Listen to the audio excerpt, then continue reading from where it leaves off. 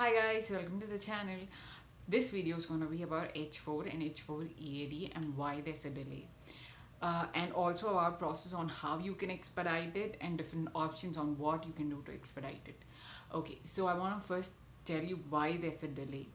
So previously what they used to do, they used to give, when the H1Bs were approved, they used to approve the H4 for the spouses as a courtesy. So now they're not doing that. They've introduced something called biometrics, and the biometrics is the reason that there's a huge delay, because every person has to get their biometrics appointment scheduled, and that's causing a lot of delay. So now if you look at it, for example, in the Nebraska center, the H4 is at a processing time of 5 to 8 months, and the H4 EAD is at 3 to 5 months. So the worst case scenario is going to be like you're going to get your EAD only in a matter of 12 months. Okay, so I have three different options for you to try and expedite. The first option is going to be calling USCIS directly. The second option is going to be trying a litigation. The third option is going to be traveling out of country and getting a new H4. Okay, let's go into the options in detail. The first option, calling a USCIS agent. Okay, I have the number ready with me. I'll also put it in the description. So if you need to call 1-800 375 5283. I'll repeat this, 1-800 375 5283. With this, how I got to talk to an agent was, as soon as I call them, it goes through the automatic process, and then they ask you to reply, and she says she can understand natural language. So I said biometrics appointment. That was how I was able to talk to an agent. And once I was able to reach an agent, then I was trying to get them to look at my process. So what USCIS does is they have three different things for expedite request considerations. The first one's a severe financial loss for the person or the company. Before calling a USCIS agent, build your case. Build a very strong case. Try and get as much as information or as much as documents as you can to support your request, and then call them and put in a very good case. That's how you're going to get them to even reply to you or send a response email wherein you can send in the supporting documents. Do not call them until you have a strong case. Okay, so that's one. And the second one's humanitarian grounds, and I haven't seen or I haven't heard anybody getting expedite request processed on this yet.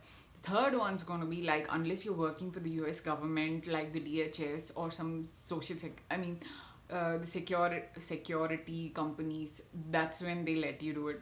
Fourth one's going to be like USCIS error, like genuinely made a mistake, and then they take a expedite request.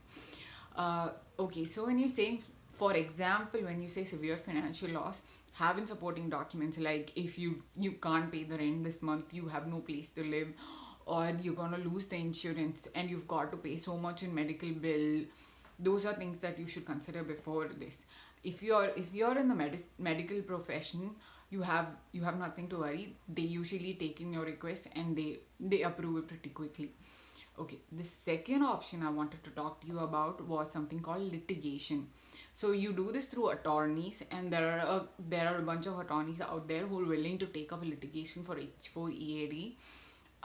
There's no guarantee as to if you will get your H4 and H4 EAD through this, but it's one step, and they usually cost around $2,500 to $3,000, somewhere in there, and you can try it. I mean, there's no guarantee, but it's one way to go about it. They're forced to respond to it in 60 days. That's their highest thing, and they can probably approve your EAD in the matter of 60 days. So there's that. The third option is, as soon as you file for your H4, travel outside the country. Either go to Canada or go visit home, get your H4 approved and come back, and then apply with your new H4, apply for your EAD. You're cut shortening the whole 8 months, and you're only gonna be needing only the 3 to 5 months for you to get your H4 EAD.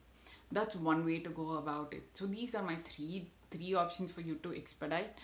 I tried the severe financial loss, but I didn't build a strong case. That was my biggest disadvantage, and that was why I got my H4 and H4 EAD denied.